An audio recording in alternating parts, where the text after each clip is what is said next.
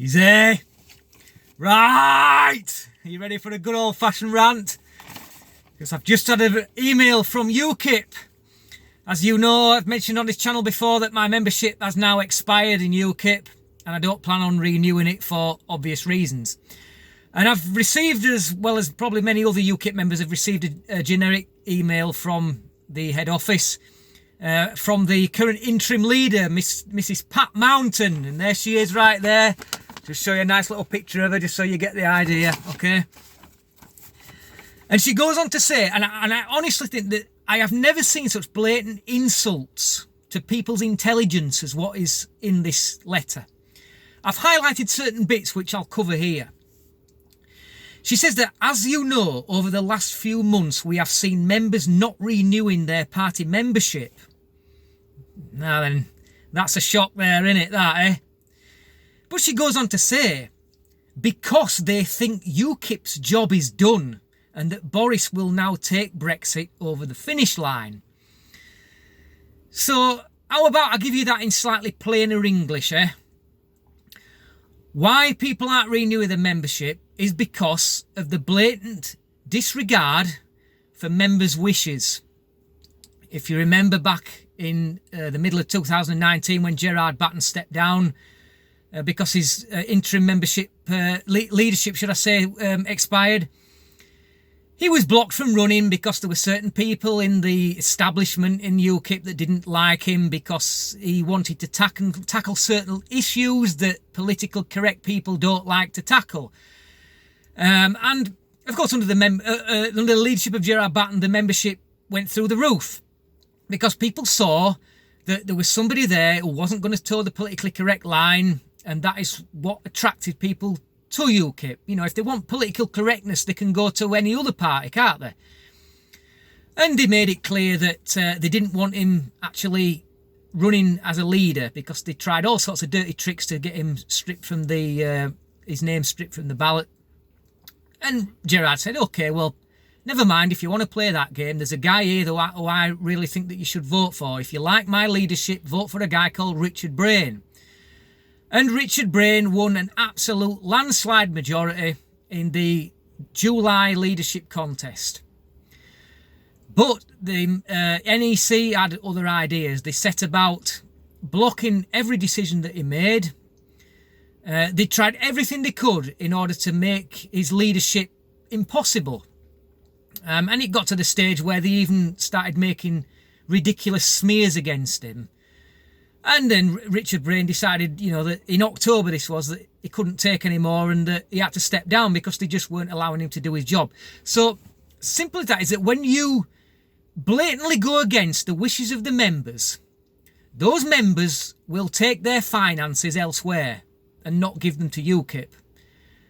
I mean, that's pretty plain English, that. Or am I talking a foreign language or something? Furthermore, she says that I stress we have got no intentions whatsoever of shutting the party down. Well, you might not have, but I think the lack of members might say you don't have much choice, love. But in order to survive, we must economise and severely prune expenditure, which we are doing. All of those now running for the party are unpaid volunteers, which was far from the case under the former leaders. And she goes to put the word leaders in inverted commas. By that, I think that's a clear example that she means that she doesn't consider those former leaders to be legitimate leaders. Even though one of them was elected by a landslide majority and the other one saved the party from the doldrums by bringing in increased membership and therefore increased finances. Which is extremely disrespectful towards those who work hard to bail UKIP out of trouble. And then she goes on to say that my blood boils at the wasteful, reckless and ridiculous spending and commitments made by a recent leader, probably meaning Richard Brain, also lining the pockets of a privileged few, much of which was deliberately concealed from you and which we have had to rectify. So let's have some specifics, please, because I think that's a bunch of fake news. I don't believe any of that. That's just more smear tactics against Richard Brain, Gerard Batten, and the people who voted them in. Also, over the past 8 months, there was a campaign of harassment of NEC members.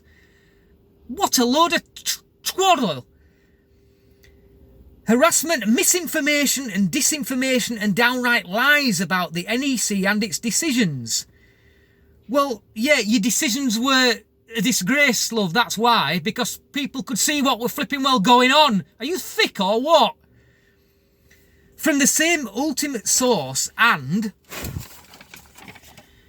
rebroadcast by both the naive and by the entryists, who evidently do not share the libertarian values of UKIP set out in our constitution. These factors are responsible for UKIP's financial predicament. Again, that's a load of bullshit. Absolute bullshit. This is why I am now asking all of you, every single branch, county and region of UKIP, to donate at least 50% of your funds to the National Party to enable us to keep our heads above water and perform the economisation that is essential for survival. So they want all the regional areas of UKIP, the different branches, to donate 50% of their funds to head office in order to bail them out of the financial shit that they've put themselves in, because they've pissed off so many members that nobody's renewing the membership and they can't get money anywhere else. Again, am I talking a foreign language or what?